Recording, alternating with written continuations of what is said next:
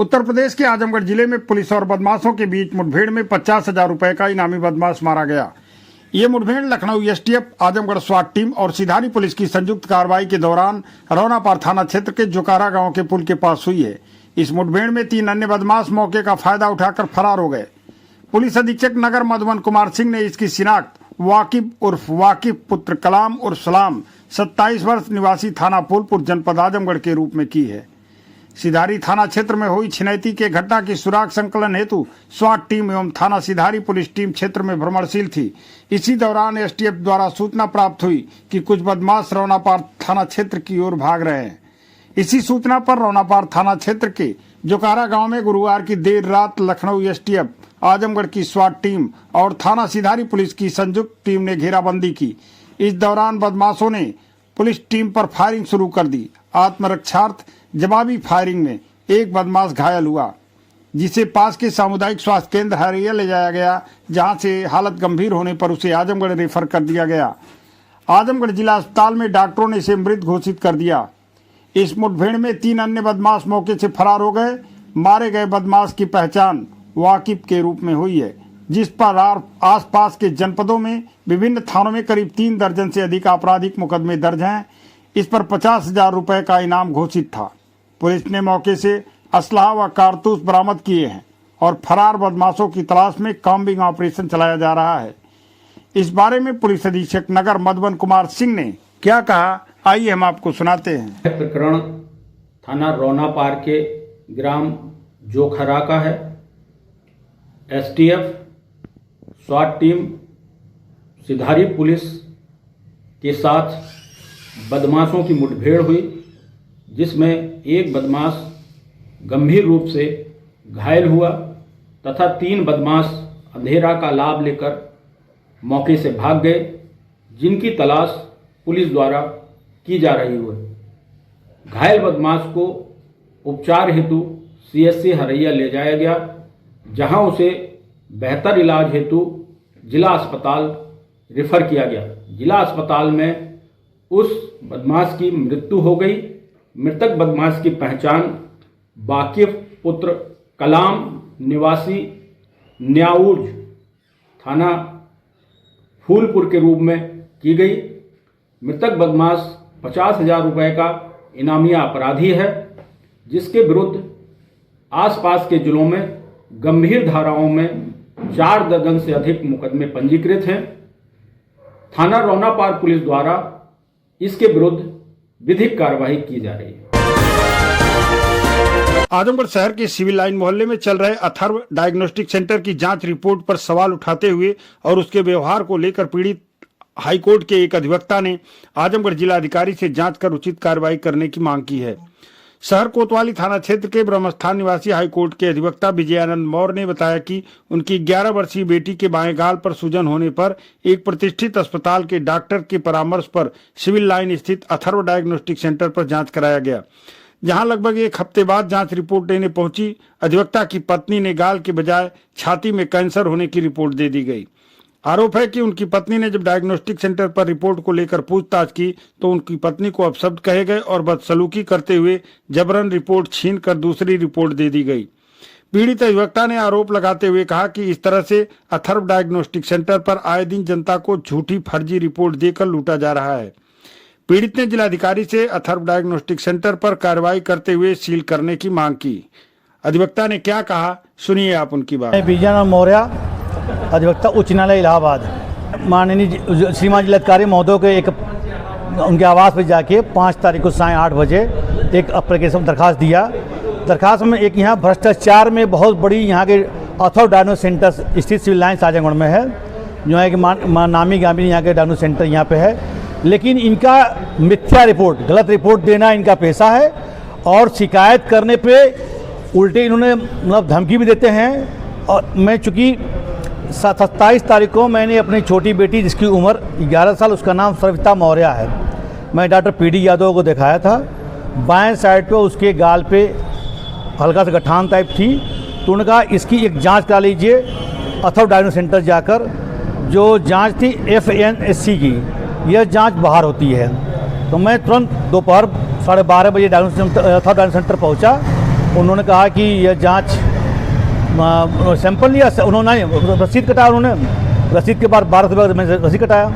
रसीद कटाने के बाद उन्होंने कहा कि शाम को 5:30 बजे आइएगा, 27 अक्टूबर 2025 को ही 27 अक्टूबर 2025 को शाम को लेके अपनी बिटिया को उन्होंने सैंपल ले लिया। सैंपल लेने के बाद मैंने पूछा कि ये है क्या चीज़। उन्होंने कहा देखिए कैंसर से संबंधित जाँच है, ये जाँच यहाँ होती नहीं, ये बाहर जाँच होती है। हमका रिपोर्ट कब तक आएगी? उन्होंने कहा रिपोर्ट 7 से 8 दिन में आ जाएगी। 4 तारीख को मैंने अपने पत्नी से कहा कि आज 1 हफ्ता हो गया, जाइए अथवा डायग्नोस्टिक सेंटर रिपोर्ट ले लीजिए। उन्होंने जब रिपोर्ट लेने गई तो उनको रिपोर्ट दी गई, मैं जांच कराया था गाल की, और इन्होंने रिपोर्ट दिया दाहिने साइड चेस्ट की जो कैंसर संबंधी थी। उन्होंने साफ साफ लिखा राइट साइड ब्रेस्ट लैम्प्स, मतलब अशिष्ट गठान होती है उसकी। जब व्हाट्सएप में रिपोर्ट आई तो हमने कहा दोबारा उनके पास जाओ, उनसे पूछो मैंने क्या जांच करे और क्या रिपोर्ट दे रहे हैं वो। तो रिपोर्ट उन्होंने हमारे पत्नी के साथ बदतमीजी करते हुए छीन ली। तो छीनने के बाद उन्होंने कहा कि यह रिपोर्ट आपकी नहीं, आपको दूसरी रिपोर्ट है। तो उन्होंने कहा कि उस रिपोर्ट में चूँकि रजिस्ट्रेशन नंबर 155796 है, जो पहली रिपोर्ट दी गई है उसमें मेरी बिटिया का नाम सविता है, वो नाम सही है, SRAVITA। और जो दूसरी रिपोर्ट दी गई आधे घंटे बाद दी गई, उसमें भी सेम रजिस्ट्रेशन नंबर 1 है 159796। व्यक्ति का नाम अलग हो सकता है, एक नाम कई लोग हो सकता है, लेकिन रजिस्ट्रेशन नंबर एक व्यक्ति का हो ही सकता। 2 रिपोर्ट दोनों को रजिस्ट्रेशन नंबर 1 है। मिस प्रिंटिंग हो सकती है, मानता हूँ, लेकिन मैं जांच कराऊँ गाल का, आप रिपोर्ट दो ब्रेस्ट का आप रिपोर्ट देंगे। ये चूँकि ये मिस प्रिंटिंग है तो ये कैंसर की जांच, हम चूँकि मैंने FNC की जांच कराई है और उसके बाद मिस प्रिंटिंग होती है तो आप कहते हैं गलत हो गई रिपोर्ट, मिस प्रिंटिंग हो गई, आप बदतमीजी कर रहे हैं, उधर धमकी भी दे रहे हैं उधर से। और चूँकि यह जांच जो होती है इनके पास ईमेल आई होगी, मैं कैसे आप शिकायत करो क्या बोला? मैंने उन्होंने सीधे CMO को जांच कमेटी बना के जांच के लिए लिख दिया है कल शाम को। उन्होंने कहा आप इसका वेट करिए, आपसे पूछा जाएगा। अगर कार्रवाई नहीं होती आप क्या आरोप लगा रहे हैं? आरोप क्या लगा रहे हैं आप? मैं आरोप को पढ़ा लिखा इंसान नहीं होता, मैं नहीं जानता। तो ऐसे अनपढ़ आदमी रोज जाते होंगे ऐसे डायग्नोस्टिक सेंटर में जांच करने के लिए, उनको क्या पता किसकी जांच नहीं है, उनको क्या पता अंग्रेजी क्या चीज़ नहीं है। वो जो जांच होगी उसी का अनुसार डॉक्टर दवा देंगे। अगर कार्रवाई नहीं होती तो आप क्या? कार्रवाई नहीं, कोर्ट जाऊंगा मैं तो। आरोप क्या लगा रहे हैं इनके ऊपर आप? आरोप लगाना, इन्होंने मिथ्या रिपोर्ट, गलत रिपोर्ट दिया इन्होंने, शिकायत करने पर इन्होंने धमकी दे रहा, बदतमीज बात की इन्होंने।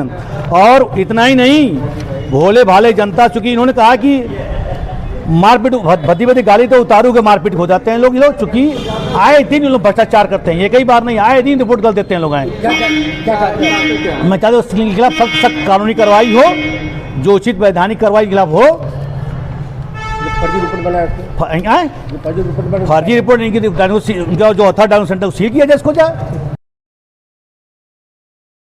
सिबली डे के उपलक्ष्य में सिबली नेशनल कॉलेज आजमगढ़ में विभिन्न प्रतियोगिताओं के चौथे दिन पर लेख लेखन प्रतियोगिता का आयोजन किया गया, जिसका शीर्षक था अगर सिबली नुमानी जिंदा होती। इसके अतिरिक्त क्लीन कैंपस मिशन प्रतियोगिता के अंतर्गत आज भौतिक विज्ञान, सैन्य विज्ञान, अंग्रेजी, भूगोल विभाग के अध्यापक एवं छात्र छात्राओं ने अपने अपने विभागों एवं महाविद्यालय प्रांगण की साफ सफाई में अपनी सक्रियता दिखाई। महाविद्यालय के प्राचार्य प्रोफेसर अफसर अली ने प्रतियोगिता आयोजन कक्ष एवं उपरोक्त विभागों का निरीक्षण करते हुए छात्र छात्राओं की सराहना की और कहा कि इस प्रकार के प्रोग्राम का उद्देश्य छात्र छात्राओं को सिबली नुमानी की जीवनी एवं समाज के लिए उनकी सेवाओं से अवगत कराना है तथा छात्रों की सृजनात्मक क्षमताओं का विकास करना है। इन प्रतियोगिताओं का संचालन कर रहे डॉक्टर जर्रार अहमद ने बताया कि लेखन प्रतियोगिता में प्रति विभाग से चयनित सर्वश्रेष्ठ 2 प्रतिभागियों ने भाग लिया और अपने विचारों की अभिव्यक्ति अंग्रेजी, उर्दू और हिंदी भाषा के माध्यम से किया।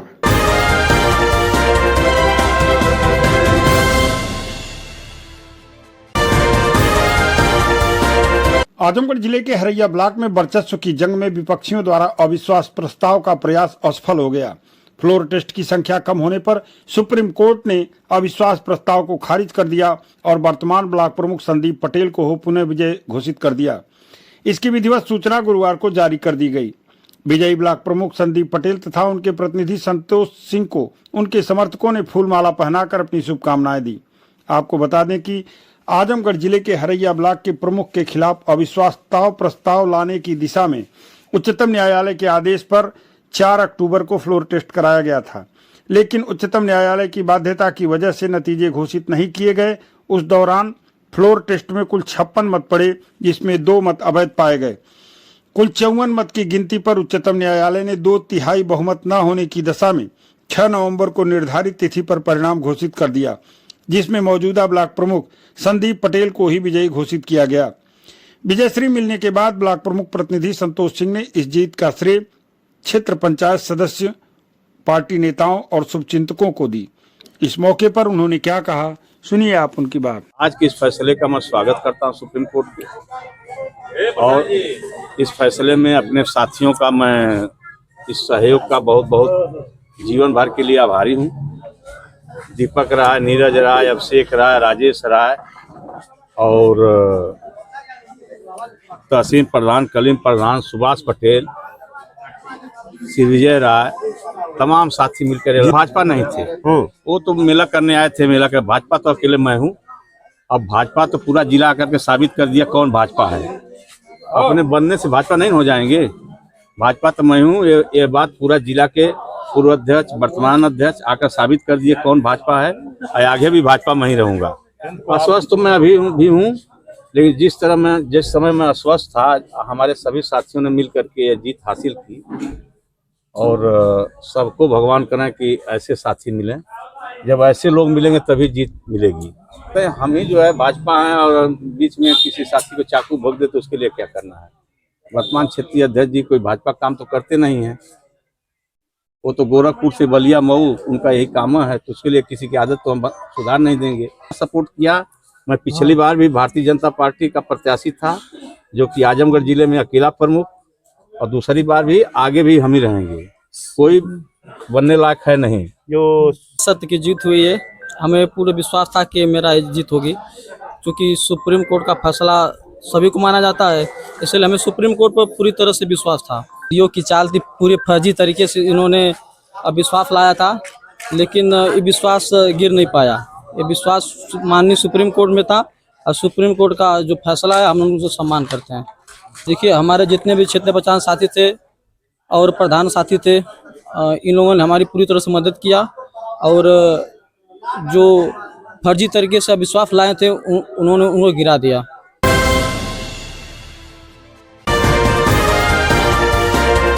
आजमगढ़ में एलपीजी डिस्ट्रीब्यूटर्स के डिलीवर प्रभार और प्रशासकीय शुल्क में बढ़ोतरी की मांग को लेकर एलपीजी डिस्ट्रीब्यूटर्स एसोसिएशन की आजमगढ़ इकाई ने गुरुवार को भारत सरकार के पेट्रोलियम एवं प्राकृतिक गैस मंत्रालय के सचिव को संबोधित ज्ञापन जिला प्रशासन को सौंपा।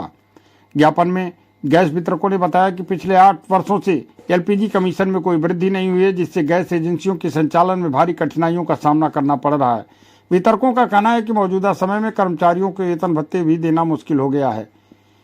एलपीजी डिस्ट्रीब्यूटर्स एसोसिएशन के जिलाध्यक्ष दूधनाथ सरोज ने कहा कि वर्तमान में प्रति सिलेंडर 33 रुपये का कमीशन मिलता है, जबकि इसे बढ़ाकर 150 रुपये प्रति सिलेंडर किया जाना चाहिए। उन्होंने कहा कि केंद्र सरकार द्वारा गठित डिनोवा समिति ने भी गैस वितरकों के कमीशन में बढ़ोतरी की सिफारिश की थी, लेकिन अब तक उसे लागू नहीं किया गया। एसोसिएशन ने मांग की है कि महंगाई के अनुरूप कमीशन, होम डिलीवरी का चार्ज और प्रशासकीय शुल्क में उचित बढ़ोतरी की जाए। डिस्ट्रीब्यूटर्स ने चेतावनी दी कि यदि उनकी मांगें पूरी नहीं हुई तो राष्ट्रीय नेतृत्व के निर्देशानुसार आगे की रणनीति तय की जाएगी। इस मौके पर दूधनाथ सरोज ने क्या कहा, सुनिए आप उनकी बात। एलपीजी के डिस्ट्रीब्यूटर हैं आजमगढ़ जिले के, और आजमगढ़ जिले में कुल 84 एजेंसियां हैं, इंडियन ऑयल, भारत और एचपीसी मिला करके। और हम लोगों ने जो ज्ञापन दिया है, जिला अधिकारी महोदय को ज्ञापन दिया है और भारत सरकार के पास भेजने के लिए जिला अधिकारी महोदय के माध्यम से। तो यह ज्ञापन, हम लोगों का कमीशन जो है इधर 8 साल से को 1 पैसा भी नहीं बढ़ा है, जबकि महंगाई बढ़ गई, तेल का दाम बढ़ गया, सारे खर्चे बढ़ गए, और जो पेपर वगैरह लगता है उनके भी खर्चे बढ़ गए, लेकिन हम लोगों को किसी भी प्रकार का जो है सुविधा सरकार द्वारा नहीं मिली, और हम लोग बराबर लगातार इसकी मांग कर रहे हैं। उसी के एवज में आज जो है हम लोगों ने जिला अधिकारी महोदय को ज्ञापन दिया है कि हमारी बात जो है सरकार तक पहुंचाई जाए। कितना कमीशन मिलता रहा है आपको, कितने की मांग कर रही है? हम लोगों को जो कमीशन मिलता रहा है वह बहुत कम मिलता रहा है, वह 33 रुपये रहा है। और 1 सिलेंडर पर जी तो उस सिलेंडर से हमारी जो है हमारा जो स्टाफ है, क्योंकि स्टाफ भी अब ये चाहता है कि उसके भी खर्चे बढ़ गए हैं महंगाई के हिसाब से, तो हम लोगों को उनको पूरा वेतन हम लोग दे नहीं पा रहे हैं उनके मांग के अनुसार। तो हम लोग 150 रुपये की मांग कर रहे हैं सरकार से। डिनोवा की एक रिपोर्ट भारत सरकार को प्रेषित हुई थी। भारत सरकार ने 2 बार सर्वे कराया और दोनों बार सर्वे में जो है डिनोवा ने जो अपनी रिपोर्ट दिया उसमें यह दिया कि इनका कमीशन जायज़ है और इसको सरकार मान ले और बढ़ा दे, लेकिन आज तक अभी तक सरकार ने कमीशन नहीं बढ़ाया है। इसी के एवज में हम लोग अपना ज्ञापन दे रहे हैं कि हमारी बात सुनी जाए और हमारे कमीशन बढ़ाया जाए। आप लोग का ऑल इंडिया चल रहा है? नहीं, ऑल इंडिया चल रहा है, या ऑल इंडिया है। फिर उसके आगे फिर हमारा जो राष्ट्रीय अध्यक्ष हैं उनका जो दिशा निर्देश होगा, उनके दिशा निर्देश के अनुसार हम लोग फिर अपनी आगे की रणनीति तय करेंगे। युवा कार्यक्रम एवं खेल मंत्रालय भारत सरकार अंतर्गत मेरा युवा भारत आजमगढ़ के तत्वावधान में 2 दिवसीय ब्लॉक स्तरीय खेलकूद प्रतियोगिता का आयोजन 5-6 नवंबर को संपन्न हुआ। यह आयोजन महाराजगंज ब्लॉक के अंतु स्मारक बालिका इंटर कॉलेज मोतीपुर में किया गया, जिसमें विकासखंड महाराजगंज, हरैया, रैनापार, शिवपुर, गोपालपुर, चांदपट्टी, हरकपुर, परशुरामपुर, पकौली, छितौनी सहित विभिन्न ग्रामीण क्षेत्रों के युवाओं ने भी प्रतिभाग किया। कार्यक्रम का उद्घाटन गोपालपुर विधानसभा के विधायक नफीस अहमद ने किया, जिसके अंतर्गत संपन्न विभिन्न खेल विधाओं के पुरस्कार वितरण समारोह में विशिष्ट अतिथि के रूप में प्रहलाद यादव प्रबंधक उपस्थित रहे। मुख्य अतिथि ने अपने संबोधन में कार्यक्रम की सराहना करते हुए युवाओं को अपने जीवन में लक्ष्य निर्धारित कर निरंतर ईमानदारी पूर्वक प्रयत्नशील रहने की सीख दी और कहा कि पढ़ाई के साथ साथ खेलकूद में भी बढ़कर हिस्सा लेना चाहिए। युवाओं के उज्जवल भविष्य की कामना करते हुए आशीर्वचन प्रदान किया। सभी खिलाड़ियों को विकसित भारत यंग लीडर्स डायलॉग 2026 में अधिकतम सहभागिता हेतु भी प्रेरित किया। विजेता प्रतिभागियों को पुरस्कार स्वरूप ट्रॉफी, मेडल, प्रमाण पत्र व विशेष उपहार देकर सम्मानित किया गया। प्रतियोगिता के अंतर्गत 200 मीटर दौड़ बालिका वर्ग में रूपाली यादव प्रथम, कुमकुम द्वितीय, सादिया बानो तृतीय व 400 मीटर दौड़ बालक वर्ग में आयुष यादव प्रथम, अभिषेक सोनकर द्वितीय, आदर्श राजभर तृतीय रहे। लंबी कूद बालिका वर्ग में ज्योति यादव प्रथम, प्रिया द्वितीय, प्रतिज्ञा तृतीय स्थान प्राप्त किया। लंबी कूद बालक वर्ग में आकाश यादव प्रथम, सोहित सोनकर द्वितीय, अभिषेक यादव तृतीय स्थान पर रहे। कबड्डी बालक वर्ग में टीम रैनापार विजेता और टीम शिवपुर उप विजेता रही और कबड्डी बालिका वर्ग में टीम मुनेश्वर विजेता रही एवं उप विजेता बिलरियागंज रही।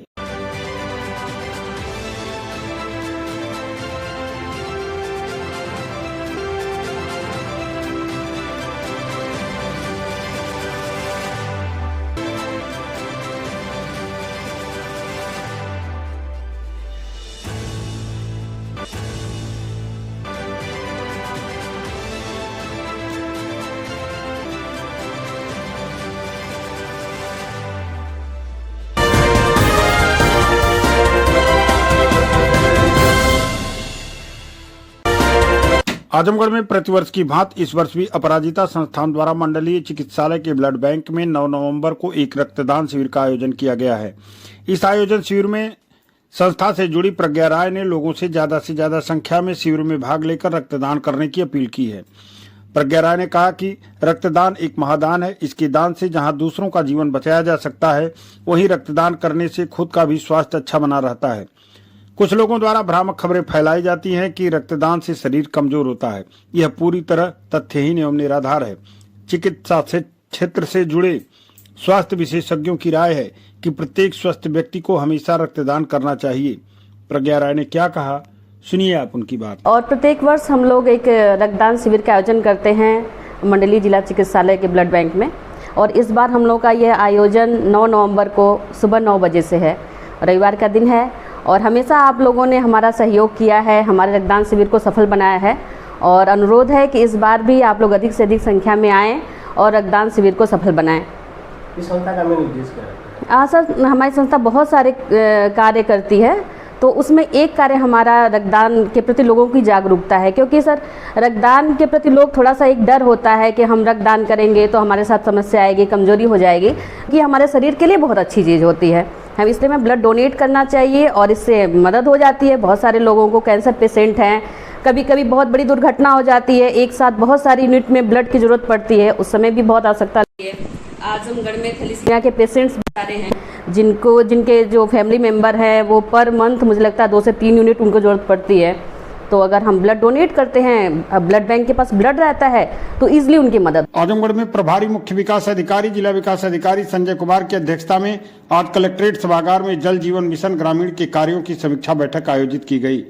जिला विकास अधिकारी ने समस्त कार्यदायी संस्थाओं को निर्देश दिया कि अपेक्षित मैन पावर एवं अन्य संसाधनों की व्यवस्था करते हुए अवशेष कार्यों को निर्धारित समय में गुणवत्ता युक्त पूर्ण करना सुनिश्चित करें, जिससे जनपद में रैंकिंग और सुधार हो सके। समीक्षा के दौरान अवगत कराया गया कि कार्यदायी संस्था विक्रांत के 62 में से 54 योजनाएं पूर्ण हैं, जिसमें जिला विकास अधिकारी ने कार्यदायी संस्था के प्रोजेक्ट मैनेजर को निर्देश दिया कि अवशेष कार्यों को यथाशीघ्र पूर्ण कराएं।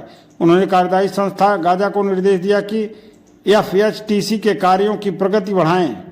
जिला विकास अधिकारी ने सहायक अभियंता जल निगम ग्रामीण को निर्देश दिया कि जितने भी कार्य पूर्ण हो चुके हैं उसका शुद्ध डाटा अविलंब उपलब्ध कराया जाए। इसके साथ ही कार्य के फोटोग्राफ भी संलग्न किए जाएं। उन्होंने समस्त कार्यदायी संस्थाओं को निर्देश दिया कि जल जीवन मिशन सरकार की सबसे महत्वाकांक्षी योजना है, इसके गुणों की गुणवत्ता में किसी भी प्रकार का समझौता न किया जाए। उन्होंने कहा कि हर घर जल चिन्हित प्रमाणीकरण का कार्य चरणबद्ध ढंग से तीव्रता से पूर्ण करें। इस अवसर पर सहायक अभियंता जल निगम ग्रामीण प्रभात कुमार राय, सभी कार्यदायी संस्थाओं के प्रोजेक्ट मैनेजर तथा अन्य सदस्यगण उपस्थित रहे।